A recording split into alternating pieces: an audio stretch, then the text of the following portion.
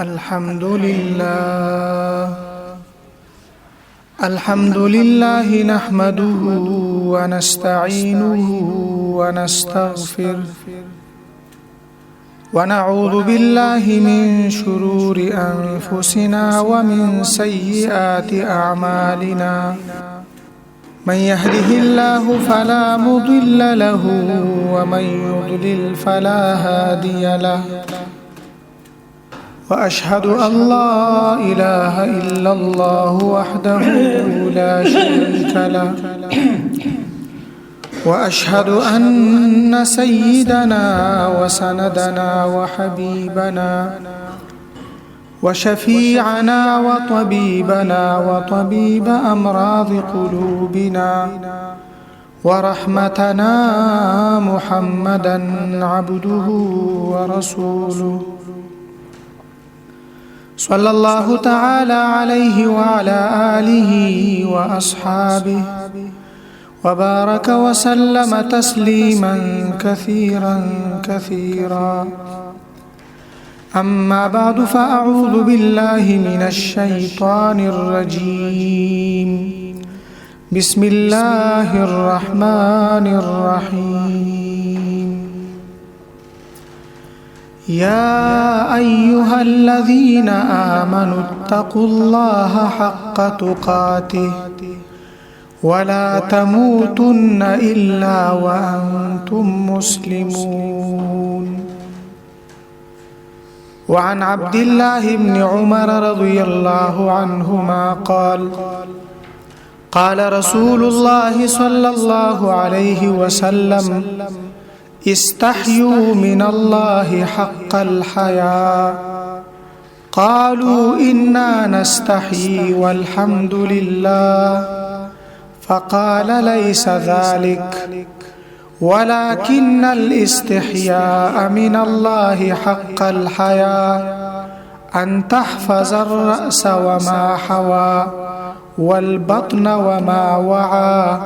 وتذكر الموت والبلى ومن أراد الآخرة ترك زينة الدنيا فمن فعل ذلك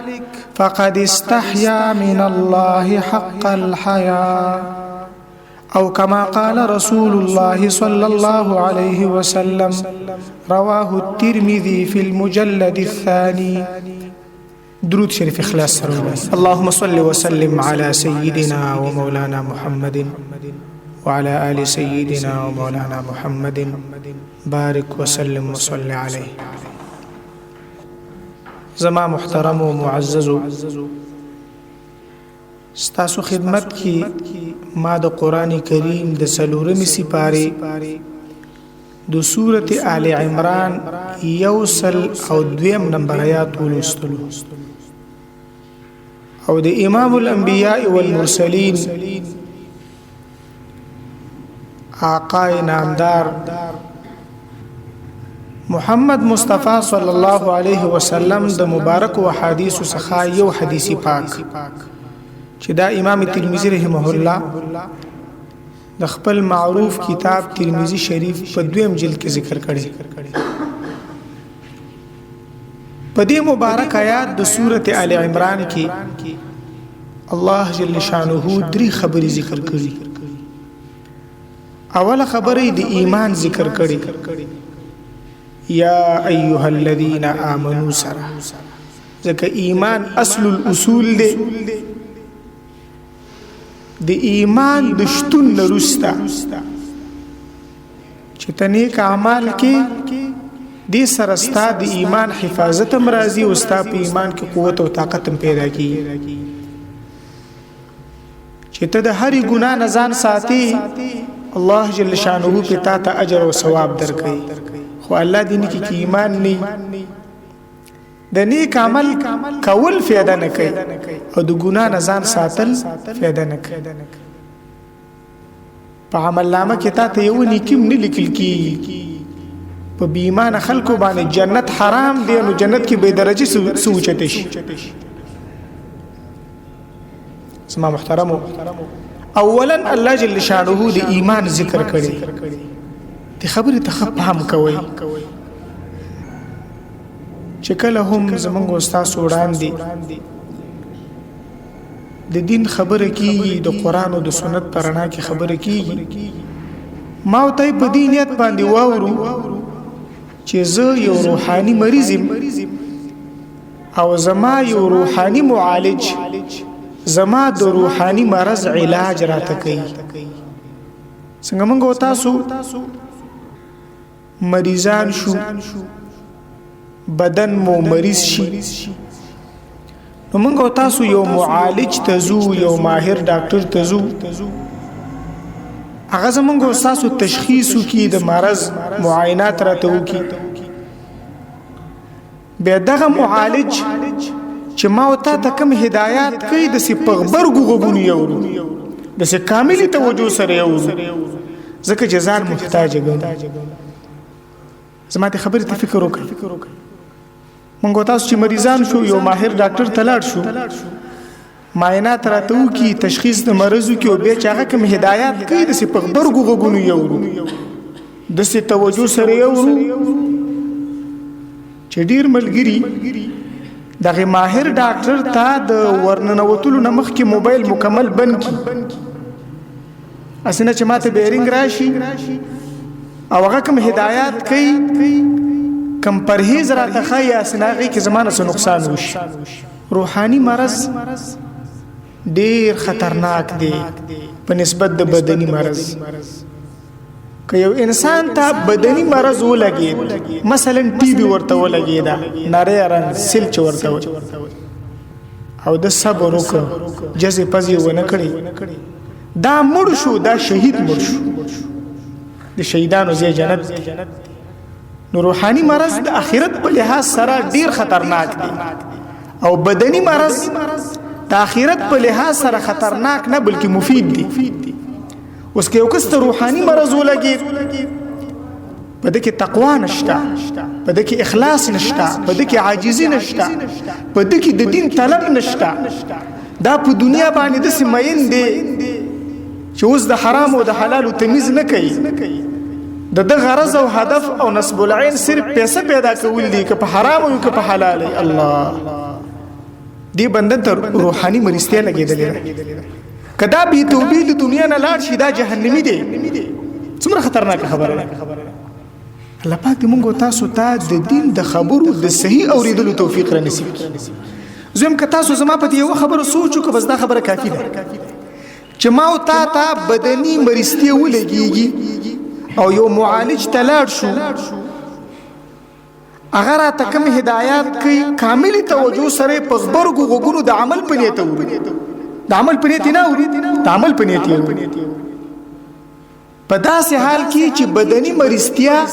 د اخرت په لحاظ سره خطرناک نه بلکې مفیده ده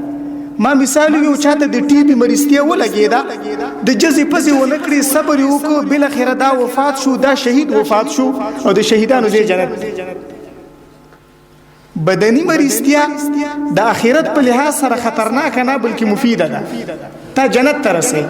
خو که یو کس ته روحاني مرستیا ولګیدا چې داغي بعضی نمونی ما ویلي تقوا پکې نشتا اخلاص پکې نشتا عاجزي پکې نشتا د الله پاک سره تعلق نشتا د دنیا سره د سخت مینا ده د سخت محبت ده چې اوس د حرام او د حلال تمیز نه کوي غلا ته تیار دي رشوت خور دي سود خور دي شرابي دي او دا بي توبې د دنیا نه لا د دې جهنم په دې اساس چې کله زمونږ استادو روحاني معالج زمونږ استادو د بعضي روحاني امراضو تشخیص راکړي او علاج راته کوي نو ضرور ده فرض ده چې کامل توجه سره دغه هدایت واو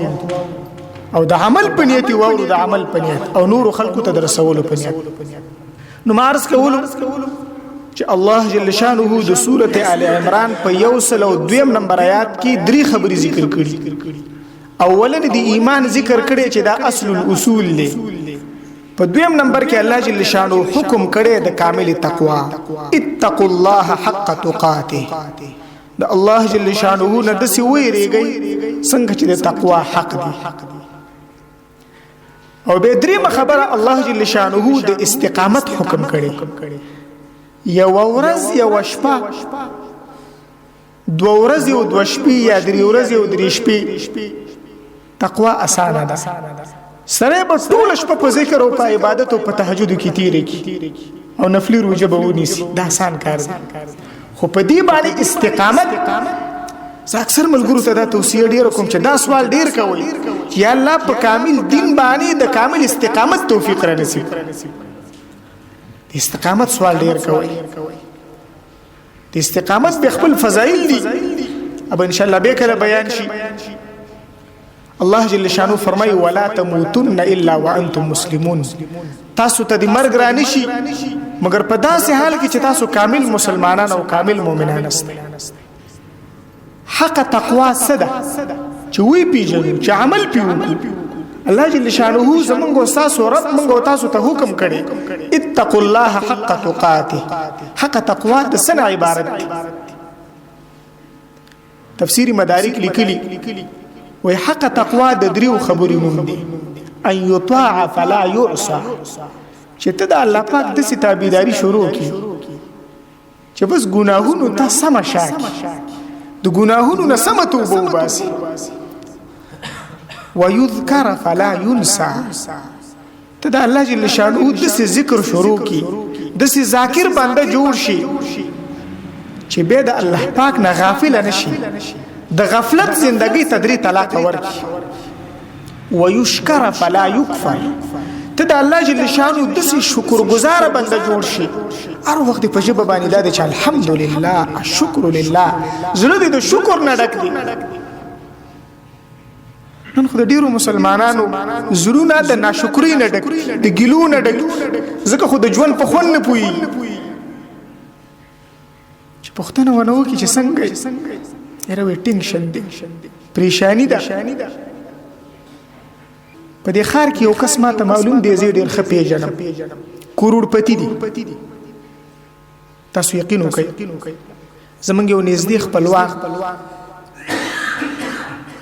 د هغې سره کار کوي، مزدوري ورسره کوي. هغه ماته وویل چې دا زه چې چا سره کار کوم، مزدوري کوم، باوجود د دې چې کروڑپتی دی د شپې خوب نه ورځي، د شپې خوب نه ورځي، عصبي تکلیف سره مخ دی، انتهایی حیران او پریشان او سرګردان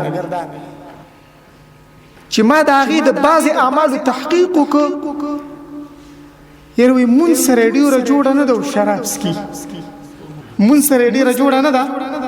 او شراب څکي، چې نور به یې څه اعمال. ځکه حدیث پاک کې راځي چې کله یو انسان په مونځ کې سستی شروع کی وې د شیطان تمه پیدا شي د دې د گمراه کولو، چې اوس د دې گمراه کول، د دې بیلاری کول، د دې جهنمی کول ماته ډیر آسان دي. د ایمان نه پس اوله مرتبه د مونځ ده. نن زما موضوع مونځ نه دی، مونځ باندې مخکې بار بار خبره شوې ده، ان شاء الله بیا هم کوو، ځکه د ایمان نه پس اوله مرتبه د مونځ ده. لویه تقوا ده، د تقوا لویه برخه ده چې ته د مونځ کامل اهتمام کړې. نن چې موږ د ژوند په خوند نه پوهیږو، د خپل لاس ځان مو د دین نه لرې کړي. زموږ ستاسو دین اسلام الحمدلله سراسر نور دی، نور رڼا ده چې څومره دی مبارک او نورانی دین ته ورنږدې کېږي. خپل شکل او صورت د دې دین موافق جوړ کړي، خپل عقاید او اخلاق او اعمال د دې ښایسته دین موافق جوړ کړي، ښایسته به ښکاري، زړه به دې نورانی، سکون او اطمینان به هم درته حاصلي. یقین وکړئ په الله به هم ګران او د الله په مخلوق به هم ګران، لنډه لار په هر چا به ګران. او چې څومره ځان د دې ښایسته دین نه لرې کېږي هغومره به سپکېږي، د خالق په نظر کې به هم سپکېږي او د مخلوق په نظر کې به هم سپکېږي. په دې باندې دلایلو ته حاجت نشته. موږ تاسو وایو نه مړ هغه څه بالمازه دي، څه روجه خور دی، سود خور دی، رشوت خور دی، دا کنځلې دي. ګوره هی بالمازه، سود خوره، رشوت خوره، دا کنځلې نه دي، دا کنځلې. دا ولې کنځلې دي؟ ځکه دا بېدیني ده. زما محترمو موږ تاسو خبري او خو فکر پینې کوو او دا افسوس سره زم که تاسو په دې زما په دې یو خبره فکر وکړئ به زم دا د کامل رشد او د کامل هدایت لپاره کافي خبرې دي بس ډیرو خبرو ته حاجت نشته په یو خبره فکر وکړه او ځته کې باسو سوچ په ځان سره وکړه او دا غي موافق بس عمل شروع کړه ولی الله د جوړي زما محترمو د سورته ال عمران د 102 نمبر آیات خ تشریح د ترمذی شریف د 2 جلد پاغه حدیث پاک کې شوی چې عبد الله ابن عمر رضی الله عنهما دا غیر راوی دي کامل توجه سره ان شاء الله د حدیث پاک او د عمل پنیت نور ته در رسول پنیت صدیر قیمتي حدیث پاک یلیق بان یكتب بماء الذهب د دې لایق دی چې د سرو زرو په بو باندې ولیکل شي عبد الله ابن عمر رضی الله عنهما فرمای رسول پاک صلی الله علیه وسلم من تو فرمایل استحيوا من الله حق الحياء د الله جل شانه نه حیا وکي څنګه چې د حیا حق کامل حیا په ځان کې پیدا کړي آیات پاک کې چې حق تقوا راغلی وا اتقوا الله حق تقاته حق تقوا عبارت دی د حق حیا څخه وس حق حیا وکيږي کله چې نبی پاک صلی الله علیه وسلم ارشاد فرمایلو چې استحيوا من الله حق الحیا صحابه کرام عرض کړي انا نستحي والحمد لله الحمدلله ډیر شکر دی مو خدای الله پاک نه حیا کوو نیک اعمال کوو ګناه نه ځان ساتو نبی پاک صلی الله علیه وسلم ورته ارشاد فرمای ليس ذلك د حق حیانا دا مراد نه دی به نبی پاک صلی الله علیه وسلم د حق حیا تشریح وکړه چې حق حیا د سلور خبرونو دی ولكن الاستحياء من الله حق الحياء ان تحفظ الراس وما حوى چې ته د خپل سر حفاظت وکې او په دې سر کې چې کوم اندامونه دي دا غي حفاظت وکې د سر حفاظت وکې ستا په دې سر کې دننه دماغ دی د خپل دماغ صحیح استعمالول شروع کړه په دې خپل دماغو کې صحیح سوچونه او فکرونه کوا د دین سوچ او فکر کوا د اخرت سوچ او فکر کوا دا سوچ او فکر کوا چې زما رب زمانه څنګه راځي شي دا سوچ او فکر کوا چې د جهنم دا خطرناک اور نه بسنګ بچم دا سوچ او فکر کوا چې ډایرکټ په جنتی څنګه جوړ شم د الله پاک مهمان خاني ته ډایرکټ ابتداء څنګه ورسېږم په ذهن کې دا سوچونه مکوا چې غلا بسنګ وکم رشوت بسنګ حاصل کم سود بسنګ حاصل کم د فحاشي او د عریانی سوچونو فکرونه مکوا مانځ کې دنه هغه سوچونو فکرونه کوي که تلفظ پیو کی یو عام مسلمان په دمانه د لوی فاسق او د فاجر فتوا ولګي چې ته خو لوی فاسق او فاجر الله ته ولاړ دي سوچونه کوي هر یو کس دا خبره ځان ته متوجي کو زبې امزان ته متوجي کوم او ته امزان ته متوجي کو بل ملګری دې امزان ته متوجي خبر الف یاد کی چې ځان ته متوجي او چې دا زی پتا درول موته په ما راولي ته دا پلانې یاد هغه پلانې وغه بستانې یاد به د خبرې فایده اوچته شي ګور هر یو ملګری دا خبره ځان ته متوجي کو چې دا ماته لګي سما محترمو نبی پاک صلی الله علیه وسلم او فرمایل حق حیات سلور خبرو نوم دی د ټولو ناوله خبره ان تحفظ الراس وما حوى چې ته د خپل سر حفاظت وکې ستا په دې سر کې دننه دماغ دی صحیح سوچونه فکرونه پکې شروع او په دې سر کې چې کوم اندامونه دي دا سترګې دي بد نظری په مکوا يعلم خائنة الاعين لپاک فرمایي څوک چې د خپل سترګې غلط استعمالي ما ته معلومه دي زب سزا ورکم کتابي ونیستل يعلم خائنة الاعين دا غوګونه صحیح استعمال کو په دې د دین خبري واو او د عمل په نیت واو دا جبه صحیح استعمال په دې باندې ذکر په نبی پاک صلی الله علیه وسلم باندې درود ولولو تلاوت پیو د دین خسته خبري د خسته د خوش اخلاقی خبري په دې ژبه باندې کو چې د مسلمان زړه ته جایز خوشحالي ور داخلي شي د خبري پیونو کو چې د مسلمان زړه زما استاد د بدو خبرو د وجنه ازار شي نه چې د سونو کو دویمه خبره والبطن وما وعى حق حیا دادا چې ته د خپل خېټه حفاظت وکې د خېټه ته حرام مال وروانه حرام خوراک حرام سکاک د حرام خوري نه ځان وساتي دا حق حیا ده او په دې خېټه کې دنه نظر دی دا ځل بادشاہ دی د دې حفاظت وکا کوشش وکا چې د څه خبرې د خلینو او باسي چې هغه سره ځل کې نور پیدا کی د څه کارونه او کې چې هغه سره ځل کې نور پیدا کی ستاسو د تعلق د هغه خبرو د وجنه د هغه کارونو د وجنه د الله پاک سره جوړ شي قوي شي مضبوط شي ته د ژوند په خون پوش ته د ایمان په خون پوش نو خېټه د حرامو نه ساته او په دې خېټه کې د نه نظر دی ا بادشاہ دی دغه لحاظ وساته په دې ځل کې د دین مینې ته ځای ورک د الله مینې ته ځای ورک د الله د کتاب مینې ته ځای ورک په دې خپل ځل کې اخلاص پیدا کړی یا ته لري کا په دې خپل ځل کې عاجزي او خاکساری پیدا کا تکبر ته لري کا دریم وتذكر الموت والبلا حق حیا دا رسول پاک صلی الله علیه وسلم فرمایي چې ته ځان ته مرګ را یادې او د مرګ نه بعد چې کوم د همیشه ژوند دی هغه ځان ته را یادې ځان ته مرګ را یادې مرګ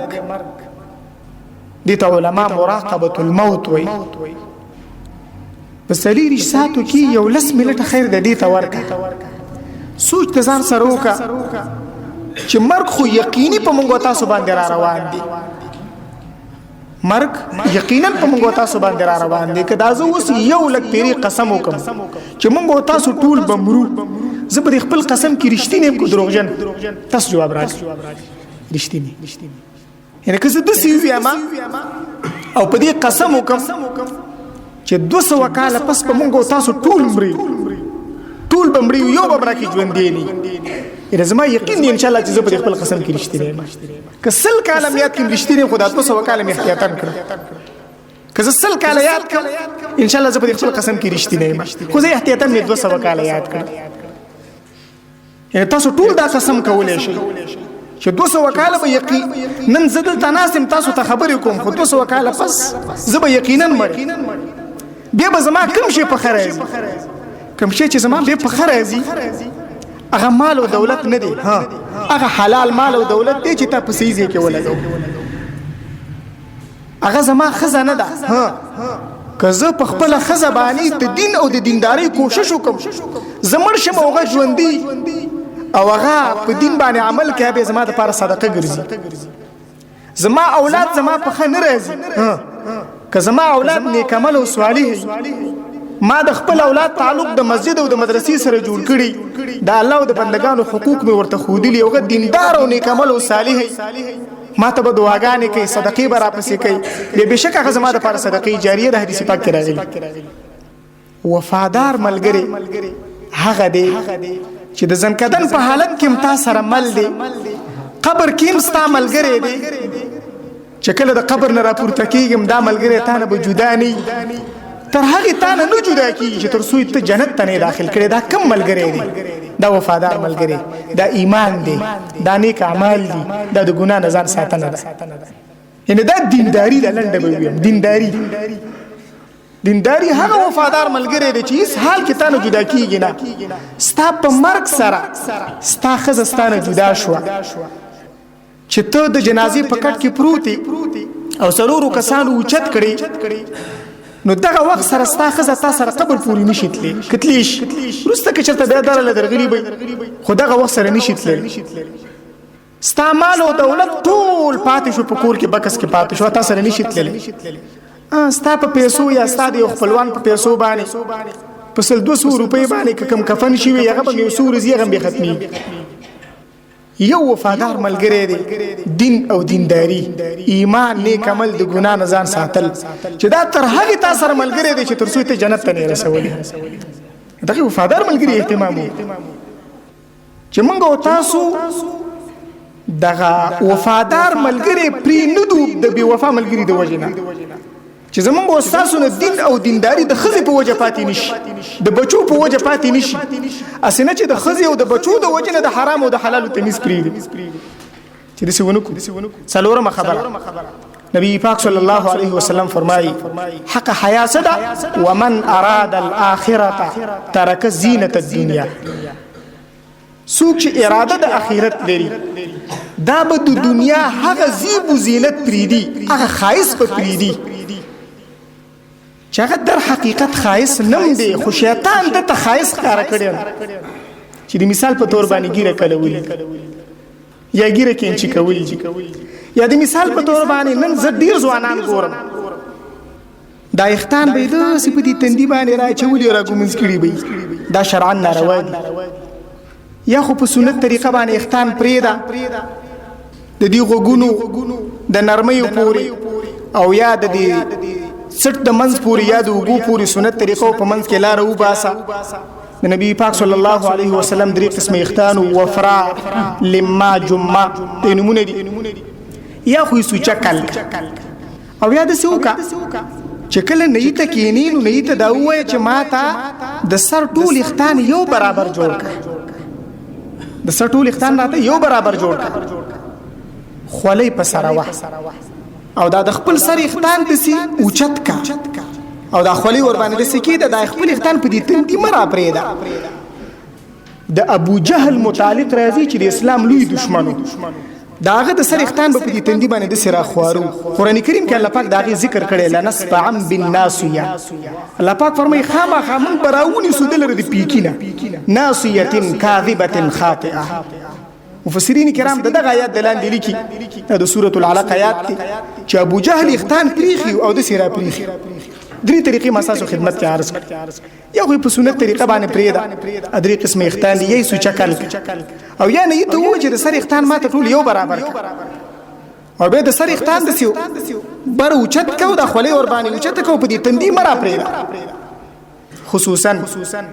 هغه ځوانان چې درنګ نمخي او ګیرې نه راغلي یا درنګ نخي او ګیرو بریتي دواړه کلکړي ځانې سوچه جلی جوړ کړي او غلا د سیوکی لوی فتنه ده لوی فساد خوري د خلکو په ژوند کې خړواله او تورواله پیدا کوي خلک ګناګاري خو سوچه پیغله جلی د ځانه جوړ کړ سوال اسکلانه سمره شرم خبره ځانم ګناګار نو خلکو تم د ګنا مقور نو دا ګور حدیث پاک کې ومن اراد الاخره ترک زینت الدنيا څوک چې اراده لري چې زما اخرت خسته شي دا به د دنیا هغه زیب او زینت پریدي چې کوم د شریعت خلاف هغه زیب او زینت اوکا ان الله جمیل الله خسته دی يحب الجمال خایس خوخی هغه زیب او زینت اوکا چې کوم جایز دی تا لپاره او چې کوم ناجایز دی هغه تدری طلاق ورک پریدا دا سلور صفات